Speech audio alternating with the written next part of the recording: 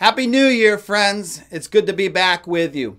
You know, there's times when we call out to God, but it seems like He's not listening. There's times we call out to God, but it seems like He does not answer. You must realize that life is about more than the destination. It's often about the journey. I was reading in my devotion time earlier this morning from the New Living Translation, Matthew chapter 7, verse 7. Here it says, "Keep on asking and you will receive. Keep on seeking and you will find. Keep on knocking and the door will be opened unto you." It is a little bit different than many other translations that we read. For example, the English Standard Version says, "Ask and it will be given you. Seek and you will find. Knock and the door will be opened unto you." There's a very subtle difference in the translations here, but a very important difference.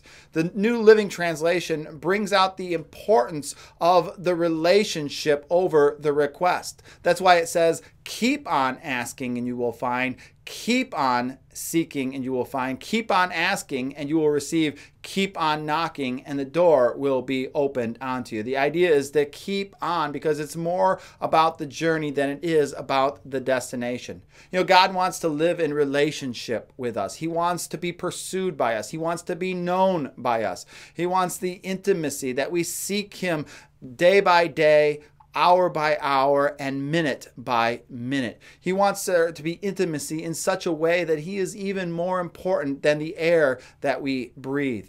You know, the thing is, we make room for God when we feel or we sense we have a need. We call out to Him. We cry out to Him when we're walking through a valley. But as soon as we get out of that valley, as soon as we have room to breathe, as soon as we overcome that challenge in our life, we move out and we turn our backs on God.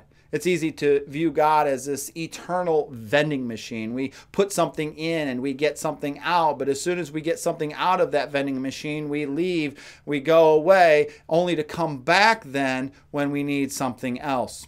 You know, I pray that God would refine me in this. I pray that He would forgive me in this, that He would instill within me a hunger and a thirst within my soul that cries out to Him day and night, that I would desire Him above all else, and that I would seek first and foremost His kingdom and His righteousness above and before anything else in this life.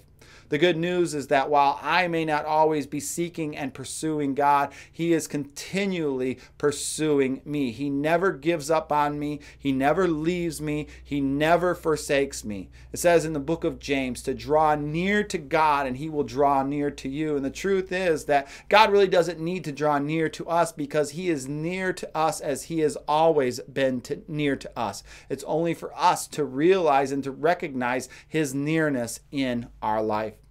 The more and more that we live with an awareness of His presence, the more and more we are going to know what to ask for.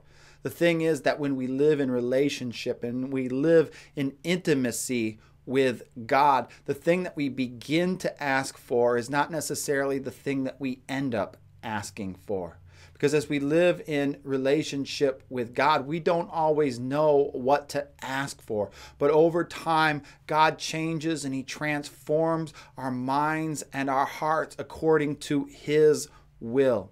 You see, it's not always about what God wants to do for us, but it's about what He wants to do in us. It's not always about our external circumstances, but our inner spirit. Create in me a clean heart, O God, and renew a right spirit within me.